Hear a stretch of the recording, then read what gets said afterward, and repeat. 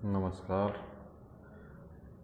मैं बंसीलाल, सहआचार्य राजनीति विज्ञान, श्री कल्याण राजकीय कन्या महाविद्यालय सीकर।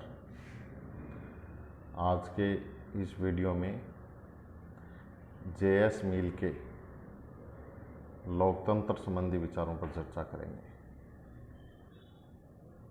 क्या कारण है कि जे.एस. मिल लोकतंत्र के समर्थक होते हुए भी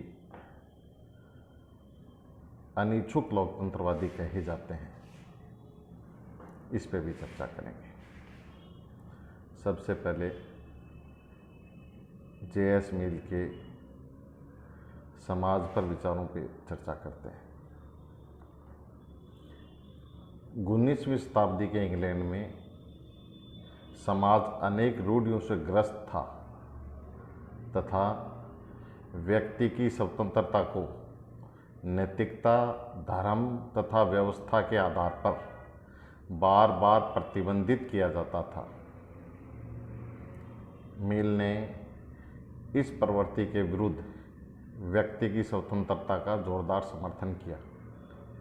मिल केवल गैर लोकतांत्रिक समाजों में स्वतंत्रता को प्रतिबंधित होने को नहीं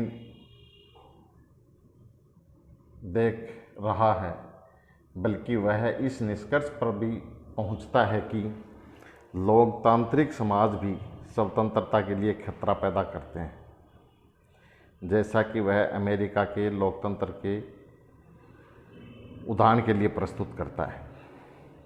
इससे भी बड़ी योगदान मिल का यह है कि उसने स्वतंत्रता पर प्रतिबंध केवल राज्य के द्वारा ही नहीं देखे, बल्कि समाज भी स्वतंत्रता पर उससे बड़े प्रतिबंध लगाता है।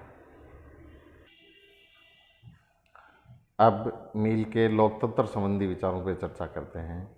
मिल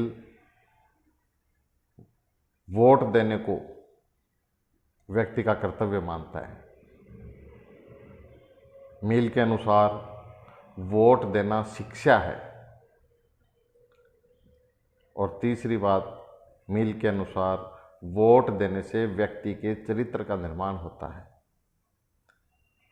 मिल व्यक्ति की स्वतंत्रता को साध्य मानता था तथा लोकतंत्र को उसने शासन प्रणाली के रूप में नहीं देखा, बल्कि व्यक्ति के व्यक्तित्व और चरित्र के विकास के एक साधन के रूप में देखा है। मूल प्रश्न है कि कैसे लोकतंत्र से व्यक्ति का व्यक्तित्व व चरित्र विकसित होता है। मिल के अनुसार लोकतंत्र में अनेक स्तरों पर व्यक्ति की सहभागिता के द्वारा उसके व्यक्तित्व का विकास होता है। उदाहरण के लिए उसने निर्वाचन में मतदान को एक प्रकार की शिक्षा कहा है, इसलिए उसने गुप्त मतदान की बजाय खुले मतदान का समर्थन किया, क्योंकि खुले मतदान में जब व्यक्ति भाग लेता है तब उसमें ईमानदारी व साहस की भावना का विकास होता है। उसने यहाँ तक कहा कि निर्वाचन में जब व्यक्ति मत देता है तो उसे यह समझकर मत देना चाहिए कि मेरे स्वयं के मत से ही सभ्यता का निर्धारण होगा। लोकतंत्र व्यक्ति के व्यक्तित्व को बढ़ाता है, क्योंकि विधायिका, कार्यपालिका जैसी संस्थाओं में सहभागिता के द्वारा व्यक्ति में सार्वजनिक कर्तव्यों के प्रति दायित्व बोध होता है, जो कि निरंकुश एवं राजतंत्रीय शासन प्रणाली में संभव नहीं है, क्योंकि निरंकुश और राजतंत्रीय शासन प्रणाली में तो व्यक्ति की स्वतंत्रता का कोई महत्व नहीं होता तथा व्यक्ति की शासन सहभागिता का तो कोई प्रश्न ही नहीं उठता। यह केवल लोकतंत्रवादी था क्योंकि वह व्यक्ति को इकाई मानता था। उसके अनुसार व्यक्ति के विरुद्ध यदि पूरी सभ्यता खड़ी हो जाए तब भी व्यक्ति को अभिव्यक्ति का अधिकार प्रदान किया जाना चाहिए। वह लोकतंत्र में आनुपातिक प्रतिनिधित्व को महत्व देता था, जो टॉमस हेयर से प्रभावित था, क्योंकि उसके अनुसार लोकतंत्र का आशय समाज के वर्गों तथा क्षेत्रों का प्रतिनिधित्व होना है। कहने का आशय है कि उसके लिए लोकतंत्र का आशय बहुमत के शासन मात्र से नहीं था, बल्कि अल्पसंख्यों के प्रतिनिधित्व से भी था। इसलिए वह बहुत बड़ा लोकतांत्रिक माना जाता है।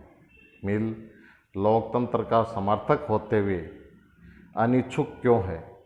क्योंकि मिल अपने मित्र डी टाकविले की पुस्तक डेमोक्रेसी इन अमेरिका से प्रभावित था, जिसमें इस बात का भय दिखाया गया था कि कैसे लोकतंत्र व्यक्ति की स्वतंत्रता का अपहरण कर लेता है। इसलिए उसने बहुमत तंत्र के शासन को झूठा लोकतंत्र या बहुमत का निरंकुश तंत्र कहा है। अतः उसने लोकतंत्र में संपत्ति तथा शिक्षा के आधार पर वोट के महत्व का प्रतिपादन किया। कहने का आशय है वह सभी व्यक्तियों को सार्वभौमिक मताधिकार का समर्थक नहीं था, क्योंकि जैसा कि बेंथम मानते थे। दूसरे शब्दों में वह बहुल मतदान का जोरदार समर्थक था। मिल अपने जीवन में ईस्ट इंडिया कंपनी से भी जुड़ा हुआ था। वह बाहर जैसे देशों को लोकतंत्र के अनुपयुक्त मानता था, क्योंकि उसका विचार था कि लोकतांत्रिक शासन प्रणाली सभी समाजों में लागू करना संभव नहीं है। इससे स्पष्ट है कि लोकतंत्र के प्रति उसकी दृष्टि अभिजात वर्गीय थी। वह ब्रिटेन में संसद के उच्च सदन लॉर्ड सभा को भी बनाए रखने का पक्का समर्थक था। निष्कर्ष: मिल अनिच्छुक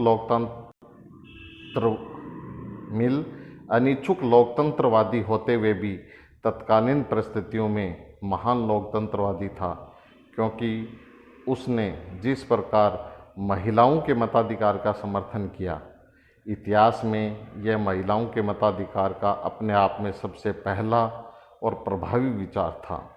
इसलिए निष्कर्षतः उसे अनिच्छुक होते हुए लोकतंत्रवादी कहते हैं।